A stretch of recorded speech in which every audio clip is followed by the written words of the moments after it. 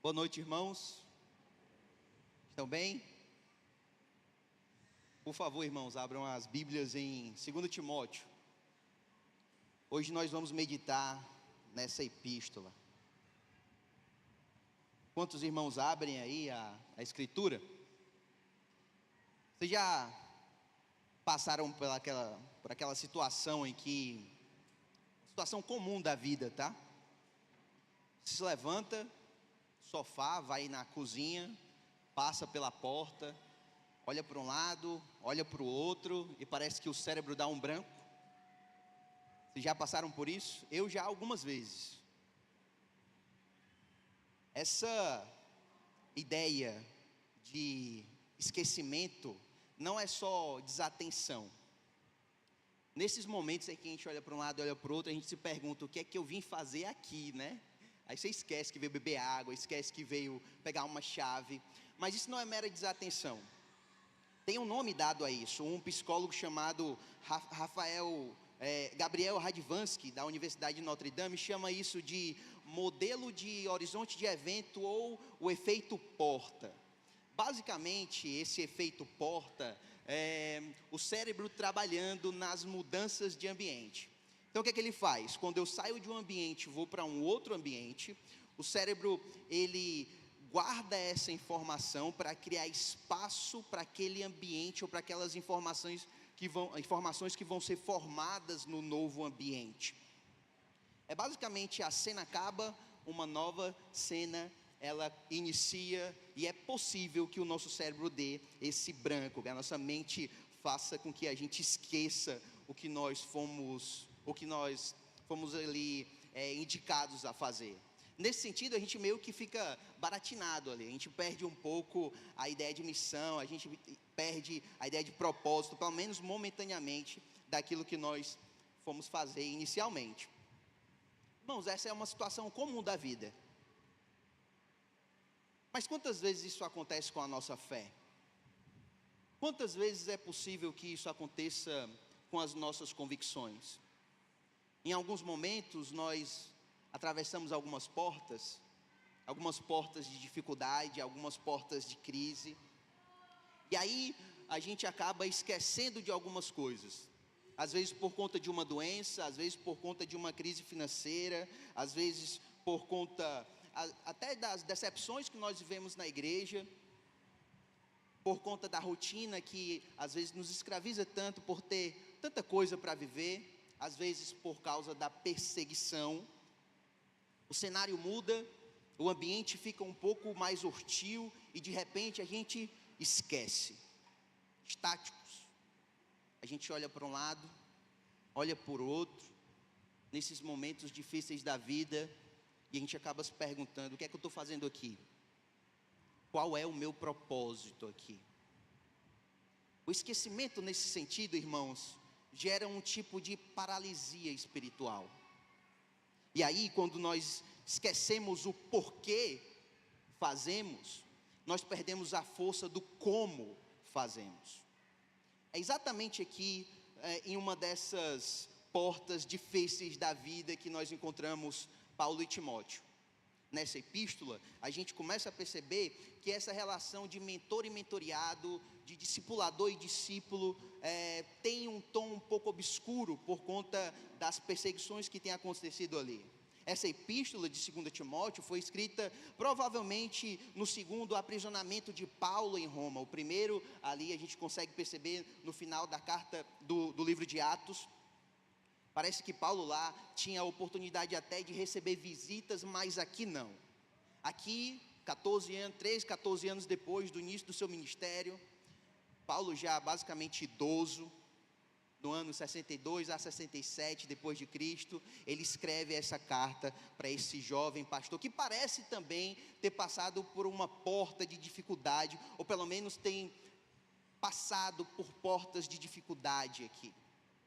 Timóteo é um jovem pastor na igreja de Éfeso, enfrentando aqui algumas perseguições, alguns problemas relacionados a ensinos falsos, dos falsos mestres, mas também, irmãos, ele tem vivido, pensando no contexto histórico, aquela perseguição de Nero para com os cristãos. Quem sabe da história vai lembrar do grande incêndio, né? Onde os cristãos ali foram acusados por incendiar alguns bairros de Roma. Mas a carta reflete aqui esse momento de dificuldade da vida pessoal de Paulo, não somente isso, mas do ministério paulino. Existe aqui uma dificuldade. Então, esse aqui é basicamente o contexto. Há uma iminência de morte à vida de Paulo. Paulo vai sair dessa prisão não mais para ser livre nesse mundo, mas para ser livre em Cristo no reino dos céus.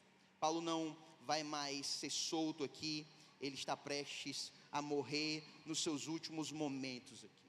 Então, diante dessa realidade meio que dramática, Paulo enfrenta não somente a iminência de morte, mas o abandono aqui de seus companheiros, a perseguição. Não só isso, mas a perseguição contra os seus cooperadores, contra os seus amigos cristãos, o avanço das doutrinas erradas, estão basicamente entrando nas comunidades. O império parece que estava forçando os cristãos aqui a um tipo de fidelidade exclusiva ao império, basicamente rejeitando as religiões que entendem que só existe um Deus. Por causa disso, os cristãos da época eram suspeitos aos olhos romanos aqui. É exatamente nesse cenário de intensa pressão Timóteo surge. É exatamente nesse cenário que Timóteo corre o risco de esquecer quem ele é em Cristo e o que ele faz, e o que ele foi designado para fazer. Então, a pergunta fica: o que é que o apóstolo, já idoso, repito, vai ensinar esse jovem discípulo? Será que existe algum tipo de estratégia de gestão nova? Será que Paulo, ali já no final da sua vida, está pensando em coisas novas para que Timóteo possa permanecer firme, e não somente isso, trabalhando para que o evangelho seja propagado? Meus irmãos, não é isso que o apóstolo faz. O apóstolo não dá um novo tipo de gestão. O apóstolo apresenta memórias. O apóstolo lhe dá memórias.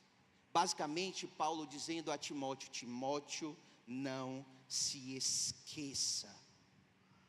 Não se esqueça. E aí, aqui nesse primeiro momento da carta, nesse primeiro trecho aqui da epístola, nós vamos ver como Paulo organiza essas lembranças. E aí nós vamos ver isso até o final da mensagem, porque parece que é por meio das lembranças que Paulo vai fortalecer a vida e o ministério de Timóteo, e também, creio eu, que vai fortalecer a nossa jornada enquanto cristãos. Primeira coisa que Paulo vai lembrar é sobre o fundamento. A segunda coisa que Paulo vai lembrar a Timóteo, nesse período de perseguição, num período meio complexo da vida, é que ele precisa também lembrar dos seus vínculos redimidos. Não somente isso, mas dentro desse cenário ele também precisa lembrar do seu dom, do dom que Deus deu a ele. E por fim, Paulo vai lembrar a Timóteo a capacitação que Deus dá àqueles que desejam servir a ele no ministério e na vida cristã. No final nós faremos algumas aplicações. Amém, irmãos? Entendido até aqui? Vamos orar mais uma vez. Senhor, a tua palavra está aberta, ó Pai. Eis-me aqui, Senhor. Que essa noite seja uma noite de lembrança. Nós possamos sair daqui lembrando daquilo que realmente nós não podemos esquecer. Ó Deus, no final desse tempo, o Senhor receba a glória que merece, que a tua palavra fira os nossos corações, para que a gente não peque contra ti, em nome de Jesus, amém. Primeiro ponto, lembre-se do fundamento. Paulo diz assim: eu, Paulo, apóstolo de Cristo Jesus, pela vontade de Deus, enviado para anunciar a vida que ele prometeu por meio da fé em Cristo Jesus, escrevo esta carta a Timóteo, meu filho amado. Que Deus, o Pai, e Cristo Jesus, nosso Senhor, lhe dêem graça, misericórdia e paz. Aqui nós vemos Paulo apresentando o fundamento da sua vocação. Ele se apresenta como alguém que é representante do Senhor Jesus Cristo, como um apóstolo aqui. E ele tem o direito de dizer, eu sou de Cristo, no sentido literal, porque ele foi chamado para ser apóstolo, ele foi separado por Jesus para esse ofício aqui, essa missão.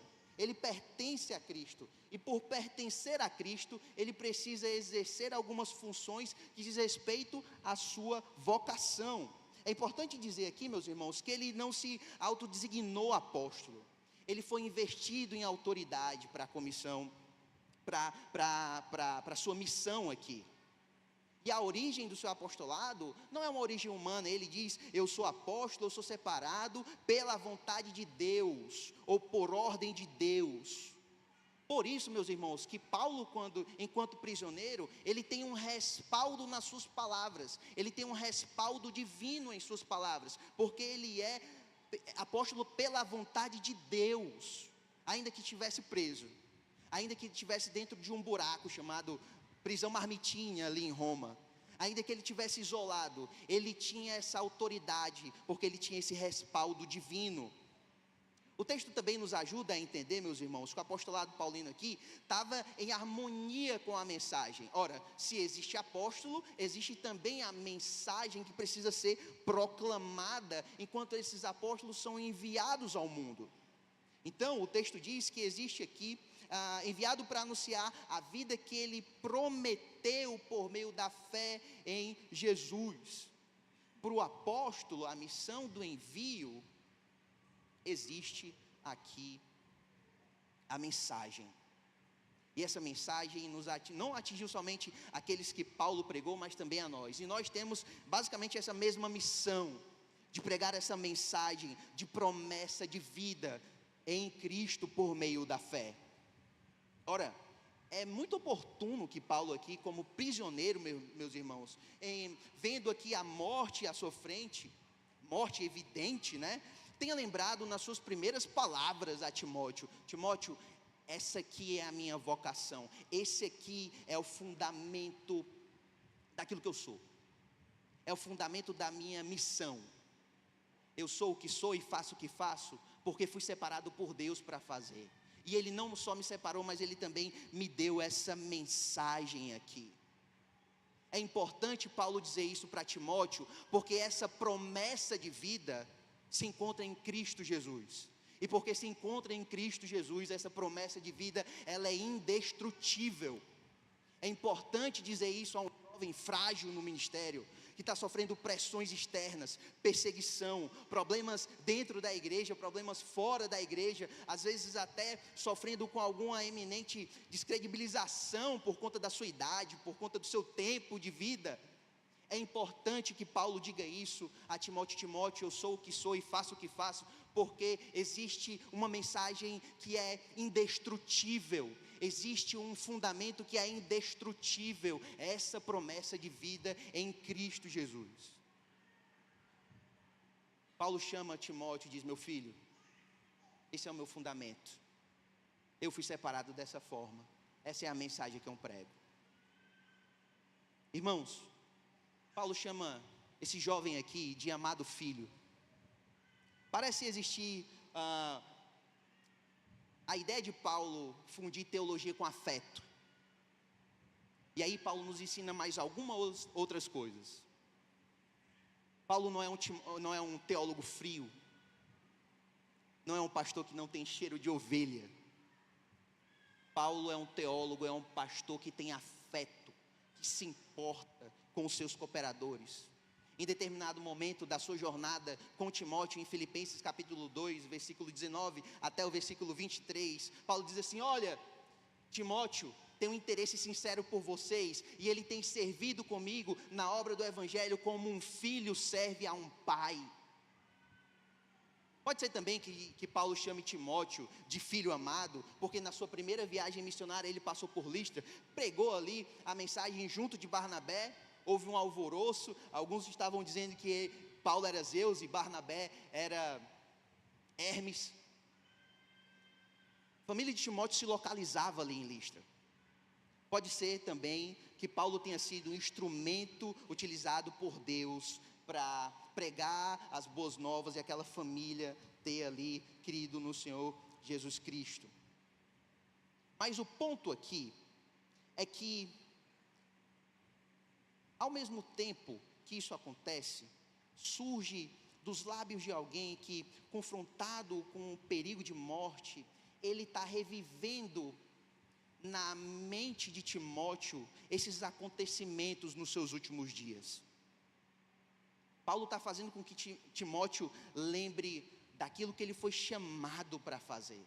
E na sua saudação, Paulo faz não somente aquilo que já havia feito em outros momentos, em outras cartas, mas ele faz isso pela última vez. Ele abençoa seu filho na fé. Que Deus, o Pai e Cristo, o nosso Senhor, lhe deem graça aqui.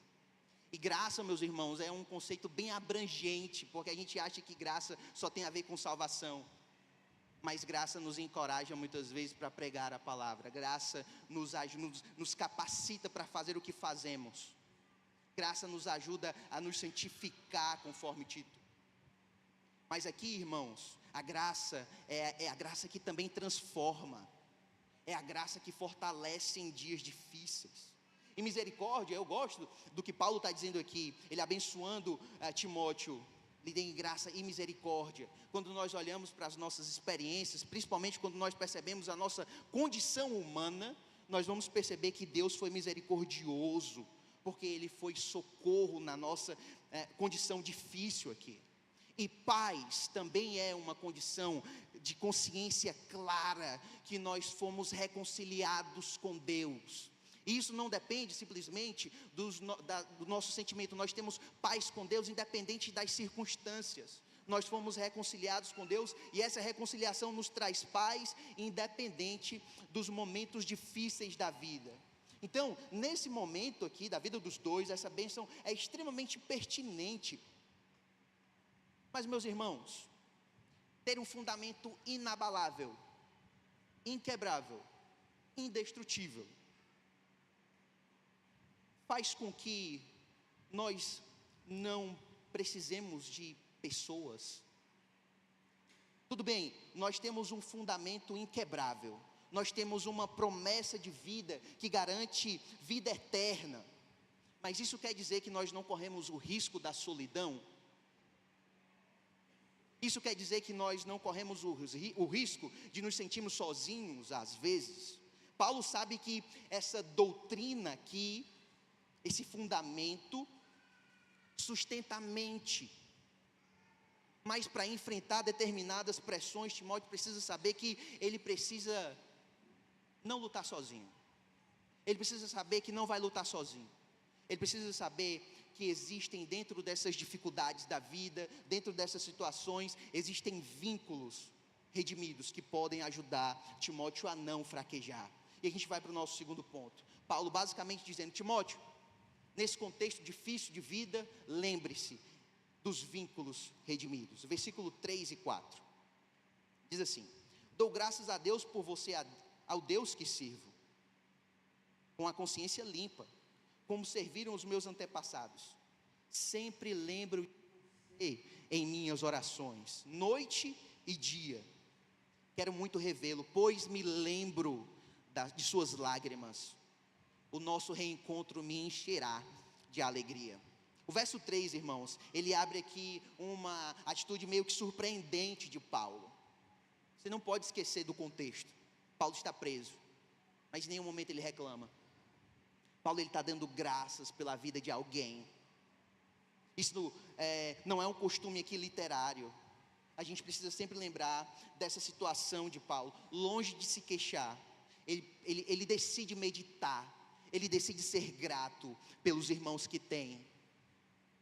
Mais na frente a gente vai perceber que ele também decidiu ser grato pela vida que teve em Cristo, ainda que esteja padecendo.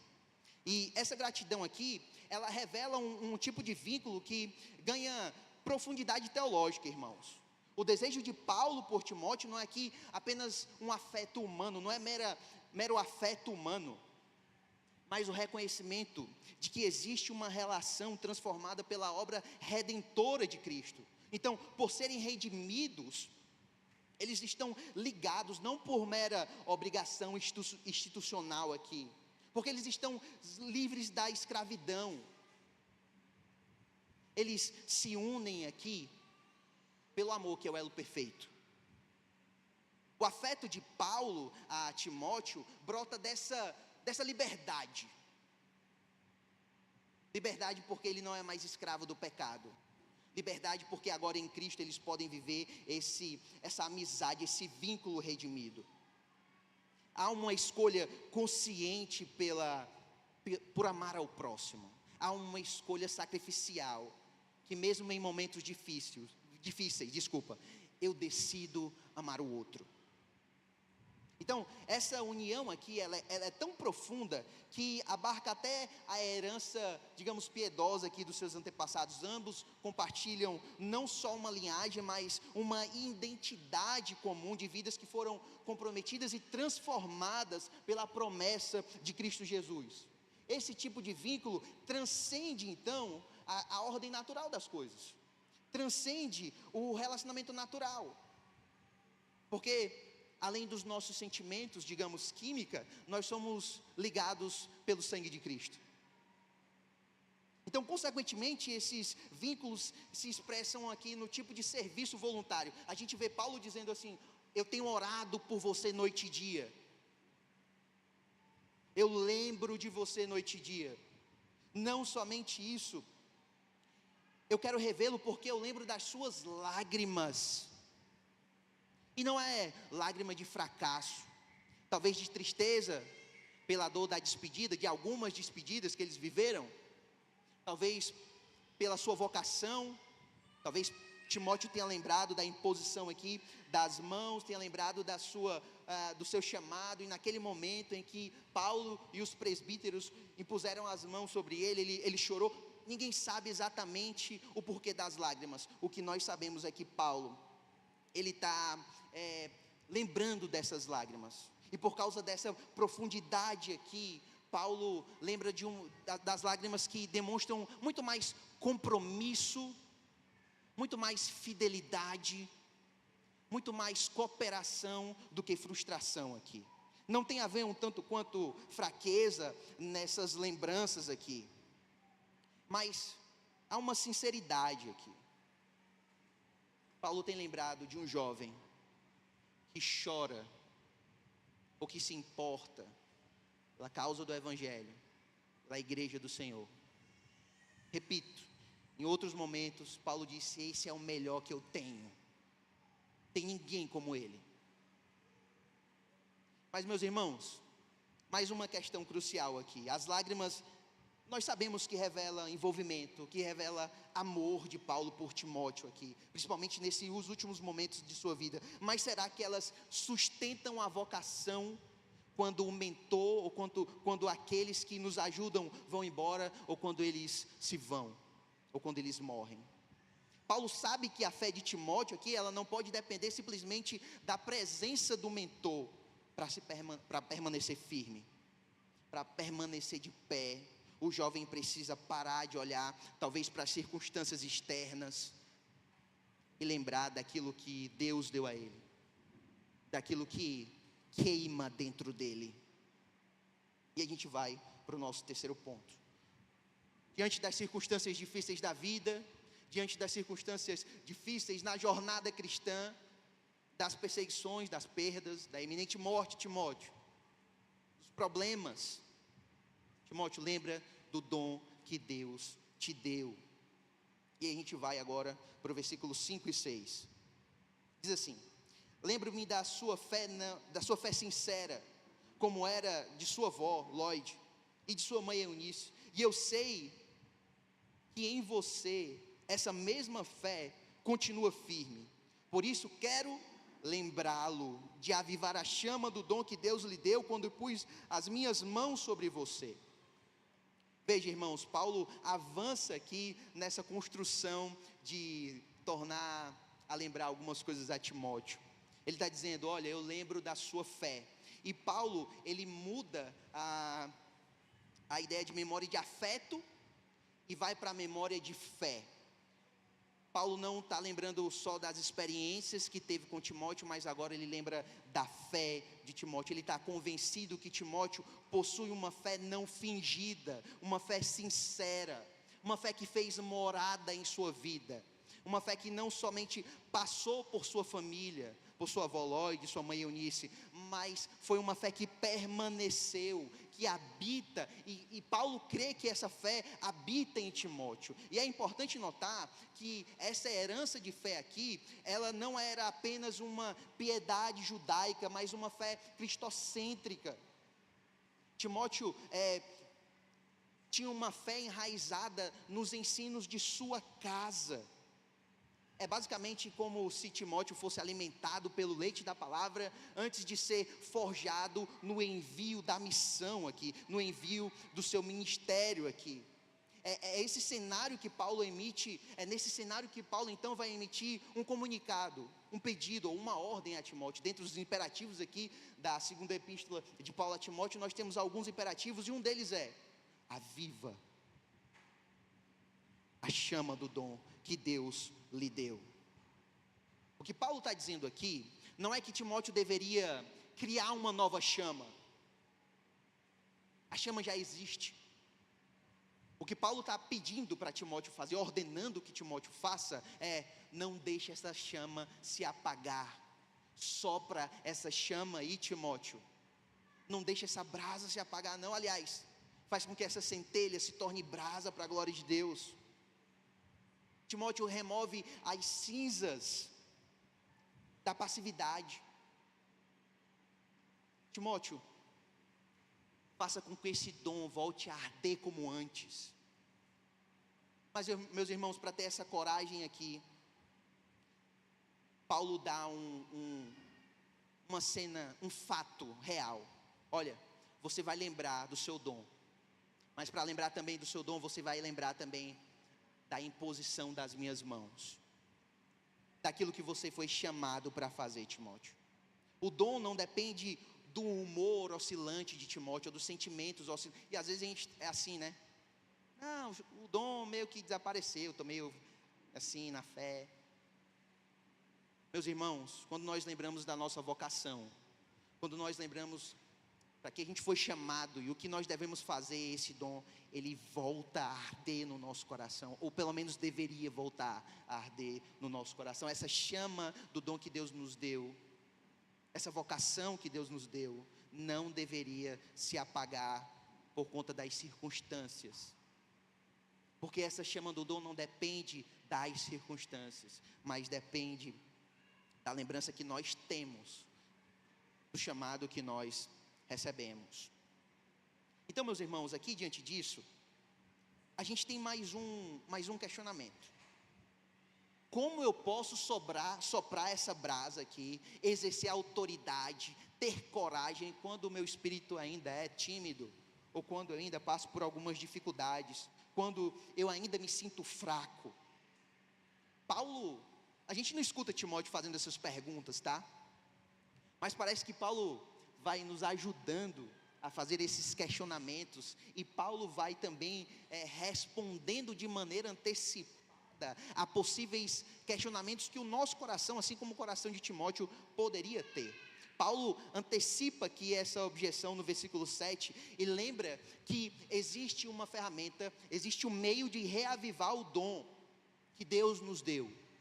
E não tem a ver simplesmente com a nossa capacidade ou força humana somente, mas tem a ver com a natureza do Espírito que Deus já nos deu. E a gente vai para o último ponto da mensagem, o ponto 4 aqui. Então, diante das dificuldades da vida de Timóteo, diante da perseguição, do eminente branco que a mente pode dar, lembre do seu fundamento, dos seus vínculos redimidos, lembre do seu dom, mas lembre também da capacitação de Deus aqui. E aí a gente termina com o verso 7, diz assim: pois Deus não nos deu um espírito que produz temor e covardia, mas sim que nos dá poder, amor e autocontrole. Irmãos, essa ordem aqui de reavivar a chama não é simplesmente um grito motivacional vazio, mas esse pedido, essa ordem aqui está alicerçada em uma razão teológica sólida aqui. Paulo conecta o trecho que ele está escrevendo com a palavrinha aqui, por quê? Ele está basicamente conectando o dever de Timóteo de reavivar a chama, esse dom que Deus nos deu, que Deus deu a Timóteo e também nos deu, né? Com a providência divina, a providência de Deus. Então, o que Paulo está fazendo é basicamente assim: Timóteo, você vai reavivar essa chama, porque Deus não nos deu um espírito de covardia. A covardia aqui não tem a ver, nessa época, com o cristianismo genuíno, irmãos. Ser um cristão covarde é incongruente com a nossa fé.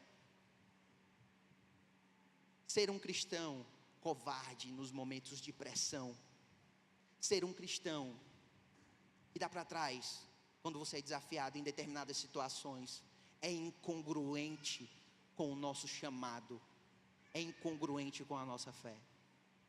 Deus não nos deu um espírito de covardia. Quem é esse espírito aqui mencionado? Alguns vão dizer, alguns acham que é a ideia de uma atitude humana, um espírito de coragem aqui. Eu vou ficar com o Hendrickson aqui, tá? Os meus professores aqui que me ajudem depois. Mas Hendrickson nos mostra que, dentro desse contexto, o espírito aqui é o Espírito Santo, a ideia de carisma, porque existe o dom. Aliás, o dom é o carisma. E no versículo 6, no versículo 6 e no versículo 7, Paulo está mostrando o Espírito. Parece que dentro desse contexto faz mais sentido o seu Espírito Santo. Deus não nos deu um espírito humano, mas o seu próprio Espírito. E aí a gente nota aqui uma mudança sutil e talvez até importante para o nosso entendimento. Paulo sai da ideia de você, a ideia de reaviva, Timóteo, você deve reavivar o dom, para nós não recebemos um espírito de covardia. Então, fazendo essa análise aqui, parece que Paulo está dizendo que o dom ministerial pode ser individual, mas a capacitação do Espírito é para todos aqueles que estão em Cristo Jesus. E aí, meus irmãos, eu e você, a gente não está sozinho nessa batalha aqui não. A gente possui o mesmo recurso divino, o que sustentou Paulo muitas vezes, o que sustenta Timóteo aqui, o que vai sustentar Timóteo aqui, e o que vai nos sustentar daqui em diante. A primeira evidência dessa capacitação aqui é o poder. É como se, e aqui não é uma força bruta, mas é uma capacidade sobrenatural para testemunhar, inclusive quando existe sofrimento, testemunhar o Evangelho quando o sofrimento surge. Timóteo se sente fraco aqui. Timóteo é um jovem frágil aqui, mas ele deve lembrar que existe dentro dele o espírito de poder, porque foi isso inclusive que foi dito em Atos capítulo 1, versículo 8. E vocês receberão poder quando descer o Espírito. A nossa confiança no ministério, meus irmãos, a nossa confiança na jornada cristã, não é meramente nas nossas competências, mas no Senhor, mas naquilo que sustentou Paulo, naquilo que sustentou Timóteo, é nessa força divina, é nessa capacitação divina que habita dentro de nós, é nesse poder operante que habita em nós. Mas, irmãos, poder sem controle é perigoso, e o texto diz que o Espírito também é um espírito de amor aqui, pois Deus nos deu um espírito, não nos deu um espírito que produz temor e covardia, mas sim nos dá poder e amor aqui. A gente deve usar a autoridade, meus irmãos, para pregar, para alcançar a vida dos outros, muito mais para se auto-vangloriar. Não é sobre glória para si. A gente deve pregar com autoridade, para que nós devemos pregar com o espírito de poder, para que nós não tenhamos medo das circunstâncias, mas a gente também precisa do amor. Nós temos poder para pregar, mas também nós precisamos do poder que o Espírito nos dá para amar, para pastorear, para cuidar. poder sem controle é perigoso. Por isso que nós também temos o espírito de amor aqui. Para equilibrar tudo isso, a gente também recebe esse espírito de moderação. A ideia aqui de autodisciplina, de uma mente sã, é a capacidade de manter o controle sob pressão. É como uma mente sã em ação. Quem tem um espírito não perde esse equilíbrio espiritual, ainda que a fé seja oscilante. Mas você não perde esse equilíbrio. E perder o equilíbrio nesse contexto aqui é olhar muito mais para as circunstâncias, temer muito mais Satanás, do que temer ao Senhor, do que confiar no Senhor. O Senhor nos dá esse espírito de equilíbrio aqui. E aí, meus irmãos, nós não somos passivos. E aqui eu acho que a gente encontra, talvez, como deve funcionar a vida cristã. Existe uma união aqui, se nós olharmos bem para o texto. Existe a soberania do Senhor, existe também a responsabilidade humana. A responsabilidade humana, dizendo que nós precisamos avivar o dom que nós recebemos, e que Timóteo deveria avivar o dom que recebeu. Parece aqui uma atitude ativa, muito mais do que passiva. Mas também nós vemos a soberania do Senhor por meio do Espírito que Ele dá. Nós não somos passivos, nós devemos adicionar a nossa autodisciplina aos dons de Deus. O fogo, parece aqui, dentro do nosso coração, só arde quando a nossa obediência, ela coopera com a graça que Ele já derramou em nossas vidas.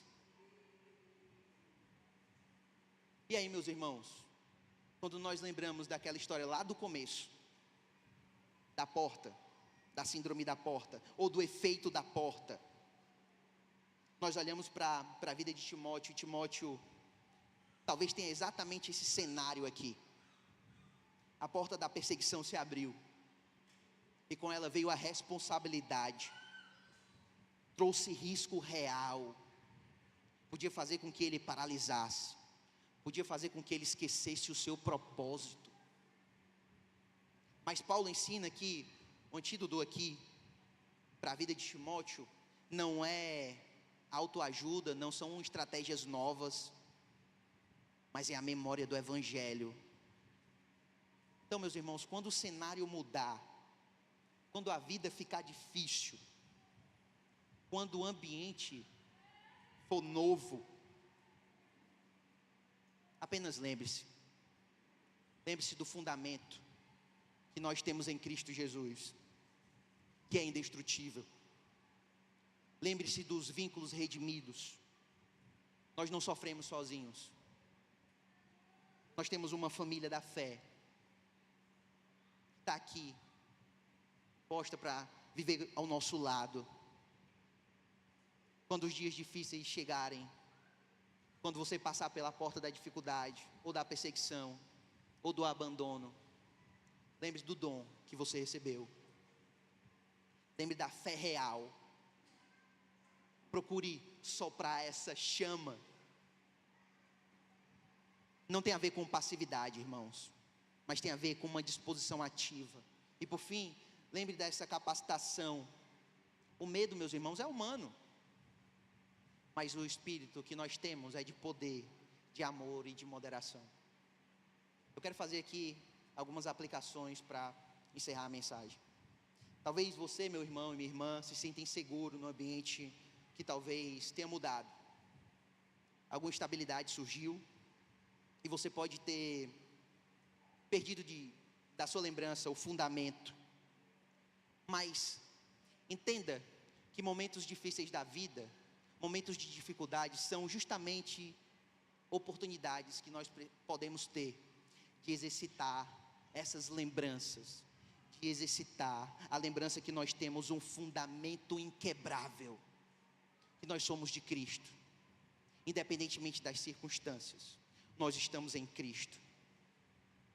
Isso tem a ver também com a nossa identidade, não tem a ver com aquilo que nós podemos fazer, ou aquilo que nós temos, mas quando a dificuldade chegar, ou quando esses momentos complexos da vida chegarem, lembre quem você é em Cristo, se perceba em Cristo. Não olhe simplesmente para o cenário. Eu acho que quando o cenário mudar, como mudou para Timóteo, mudou para Paulo, em algum momento vai mudar para você também. A gente não tem que olhar para as circunstâncias, mas a gente tem que olhar para Cristo. Que nós possamos perceber quem somos em Cristo. Que nós possamos perceber a graça, a misericórdia e a paz que já nos foi dada por meio da mensagem, por meio dessa promessa de vida em Cristo. Mas digamos, irmãos, que o cenário ainda não mudou. O cenário está complexo ainda, está difícil. O que é que a gente faz? O cenário está meio obscuro. Rapaz, a vida tem sido difícil dia após dia. Um dia após o outro. Uma noite tem sido longa, uma noite após a outra. Tem alguns irmãos, infelizmente, que se isolam. Tem alguns irmãos que correm para ficar sozinhos. Meus irmãos, esse não é literalmente a solução. Nos dias difíceis da sua vida, que envolvem a sua fé, não é o isolamento que vai resolver o seu problema. Não é. Ora, mas rapaz, se até Paulo, um gigante da fé, precisou de gente, quanto mais nós, irmãos. Se até Paulo, um gigante da fé, precisou da companhia de Timóteo e estava ansiando para ver Timóteo, dizendo: Timóteo, quando você vier, a minha alegria vai ser completa.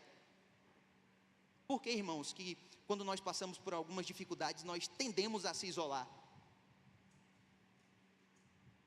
Isso não é bom para nós. Deus nos deu uma igreja, Deus nos deu vínculos redimidos para que nós possamos compartilhar as nossas lágrimas, as nossas lutas. Existe um vínculo redimido que nós podemos viver, e talvez seja por meio desses vínculos que Deus nos ajuda a não enfraquecer na fé, a não esmorecer. Deus usou Paulo na vida de Timóteo. A pergunta é: nós somos essa ferramenta mesmo? Ou quem é o irmão que pode ser a minha ferramenta? Então, meu irmão, não ande sozinho. Não ande sozinho. Às vezes a gente fraqueja como Timóteo. A gente também às vezes necessita como Paulo necessitou. Por isso eu repito, irmãos, não caminhe sozinho. Amém? De vez em quando a gente também espera por aquela vontade mágica, né? Rapaz, eu estou esperando ela chegar. Ela quem? Estava conversando com o Cleandro esses dias aqui. Aí eu estava ali discipulando, depois esperando para ir para casa. Aí o Cleandro: e aí, pastor, tudo bem? Tudo bem, estou só esperando ela vir. Ela quem? Pastor, a coragem. Às vezes a gente espera a coragem, ou espera sentir algumas coisas aqui dentro, para se aprofundar no relacionamento com o Senhor Jesus. Às vezes a gente fica esperando ela vir, para a gente ter esse desejo de ler a Escritura, de ter um momento a sós com o Senhor, de orar, de servir melhor a Jesus e a sua igreja. Mas, meus irmãos, não viva essa espera passiva, não faça isso. Pelo contrário, busque essa disposição ativa, constante, de permanecer conectado a esses meios de graça. Nesse sentido, eu queria fazer aqui a menção para aqueles que gostam aqui de anime. Tem um samurai chamado Senhor Rengoku. Ele diz assim ao seu discípulo, Tanjiro, na sua morte, acabou de passar por uma luta, estava morrendo. Ele chama o seu discípulo e diz assim: Tanjiro, vem cá. Quando você estiver desanimado, quando você estiver triste, prestes a desistir, incendeie o seu coração. O que Paulo está dizendo aqui para Timóteo é: incendeie o seu coração quando as circunstâncias forem ruins, Timóteo. E não espere sentir alguma coisa, faça sem sentir. Não espere aquele sentimentozinho caloroso no coração para fazer alguma coisa. Faça sem sentir. Seja disciplinado. Incendeie o seu coração. Porque eu creio, meus irmãos, que Deus pode usar essa disciplina e pode transformar essa disciplina que você pode criar na sua jornada em devoção. Eu creio nisso. Dê o primeiro passo, mesmo sem sentir. Confie que o Espírito de poder que já habita em você certamente vai transformar essa disciplina em devoção. Vai transformar essa centelha em brasa viva para a glória de Deus. E por fim, meus irmãos, eu quero fazer a última aplicação aqui. Se o medo chegar gritando no seu ouvido, tentando fazer você ser impedido de prosseguir, de atravessar alguma porta, se o medo chegar para você e mudar o cenário, se a perseguição chegar até você e mudar o cenário, se a dificuldade mudar o cenário, e só sobrar um medo dentro do seu coração e da sua mente, 1 João capítulo 4, versículo 18 diz que o amor lança fora todos os nossos medos. Por isso, meus irmãos, eu acho que às vezes a gente tem que parar um pouco de ficar dialogando somente com os nossos medos, somente com as nossas fraquezas, dialogando somente com os nossos temores, com a nossa timidez. E eu acho que a gente precisa interceder mais para que o Espírito possa nos ajudar a avançar. Ora, parece que aqui nesse texto o Espírito dá basicamente um kit de sobrevivência: poder, amor e autocontrole. Poder para agir, amor para servir e autocontrole para pensar com clareza nos dias difíceis. Meus irmãos, se agarrem naquilo que Deus já nos deu para continuar avançando quando os dias forem desafiadores. Eu quero terminar lembrando de uma história. Eu não quero ser o senhor das minhas histórias, mas eu quero lembrar de uma história minha com essa igreja. Quando o Davi me chamou, me convidou, eu fiquei surpreso. Quando o Davi me ligou, ele disse assim: Jonas, cara, tá em casa? Eu tô. Cara, eu queria falar contigo aí sobre o cinema. Eu, tá bom. Aí ele me liga, pode ser por chamada de vídeo, eu estava na fila do mercantil. Ele diz: não, mano, tô na fila do mercantil, deixa eu chegar em casa. Aí ele me liga por chamada de vídeo, eu pronto. Rebeca tá grávida mais uma vez, né? Meu coração já ficou acelerado, a gente ficou pensando nisso. E aí ele fez o convite de servir aqui aos irmãos. E eu confesso, irmãos, que eu fiquei morrendo de medo, ó. Pense no medo. Medo. E aí, o medo só agravava.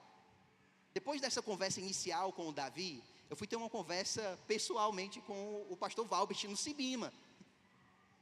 Em dos momentos da conversa com o pastor Valbert, aqui eu não vou expor muito o pastor Valbert, mas em um momento da conversa ele disse assim: pastor, por que eu assim?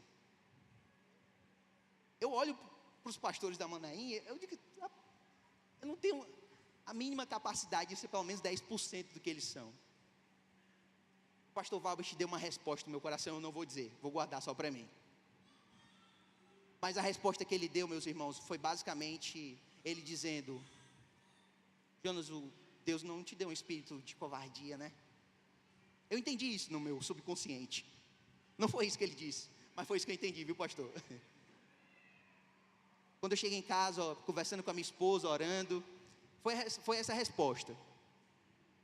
Deus não nos deu um espírito de covardia, mas deu um espírito de poder, de amor e de equilíbrio. Meus irmãos, sem desafios difíceis da nossa vida, se nós pudéssemos lembrar, pelo menos dessa última coisa, que Deus não nos deu um espírito de covardia, mas de poder, amor e de equilíbrio, eu acho que muita coisa mudava na nossa mente. Eu oro para que Deus nos ajude a lembrar daquilo que nós não podemos esquecer. Portanto, meus irmãos, não se esqueçam, amém? Vamos orar. Oremos. Deus e maravilhoso Pai, obrigado, Senhor, pela lembrança do Teu Evangelho, pela Tua Palavra. Que o Senhor nos ajude a não esquecer aquilo que nós não podemos esquecer. Nos ajuda, Senhor, a lembrar do nosso fundamento. Nos ajuda, Senhor, a lembrar dos relacionamentos redimidos. Nos ajuda a lembrar do dom que o Senhor nos deu. Nos ajuda a lembrar que o Senhor nos deu uma capacitação pelo Espírito. Que a gente possa avançar enquanto igreja